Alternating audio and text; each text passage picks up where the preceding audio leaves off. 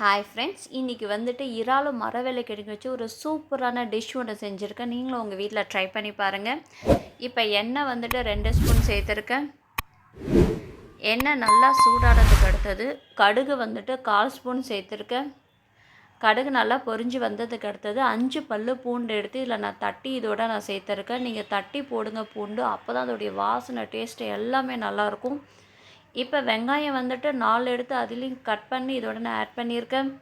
இதை நல்லா வதக்கிக்கிறேன். இந்த டிஷ் வந்துட்டு எங்கள் மாமியார் வந்து எனக்கு சொல்லி கொடுத்தாங்க. அதை தான் வந்துட்டு நான் உங்களுக்கு ஷேர் பண்ணியிருக்கேன்.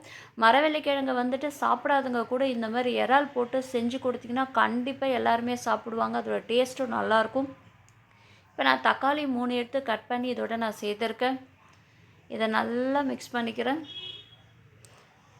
தக்காளியும் இந்த வெங்காயமும் நல்லா வதங்கணும். இப்போ நான் அதுக்காக தேவையான அளவு உப்பு சேர்த்துருக்கேன். உப்பு சேர்த்தா சீக்கிரமாக வதங்கிடும். இப்போ இது நல்லா வதங்கிடுச்சு. மஞ்சத்தூள் வந்து 1/4 ஸ்பூன் வந்து சேர்த்துருக்கேன்.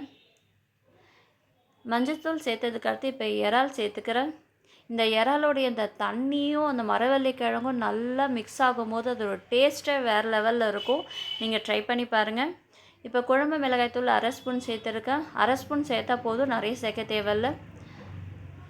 இப்போ மரவள்ளிக்கிழங்கு வந்துட்டு வேக வச்சுருக்கேன். மஞ்சத்தூளும் உப்பும் சேர்த்து வேக வச்சுருக்கேன். இப்போ இது கூட சேர்த்துக்கிறேன். இது மூடி போட்டு ஒரு 3 நிமிஷம்தான். அதுக்குள்ளே சோம்பு 1/4 ஸ்பூன், மிளகு 1/2 ஸ்பூன், இதை நல்லா நீங்கள் தட்டி சேர்த்து பாருங்கள். சூப்பராக இருக்கும். இந்தமாரி இடித்து நீங்கள் சேர்த்திங்கன்னா அதோடைய வாசனை டேஸ்ட், இதோடைய ஸ்பெஷலி இந்த மாதிரி தட்டி போடுறது தான். அது நல்லாயிருக்கும் அதோட டேஸ்ட்டு. நீங்கள் வேணால் வீட்டில் ட்ரை பண்ணி பாருங்கள். கண்டிப்பாக ட்ரை பண்ணி பார்த்துட்டு கமெண்ட்ஸில் சொல்லுங்கள். உங்கள் பசங்க, உங்கள் வீட்டில் இருக்கிறவங்க யாரும் இந்த மாதிரி நீங்கள் செஞ்சு கொடுத்தீங்கன்னா கண்டிப்பாக அவங்க வந்து விரும்பி சாப்பிடுவாங்க. Thank you friends.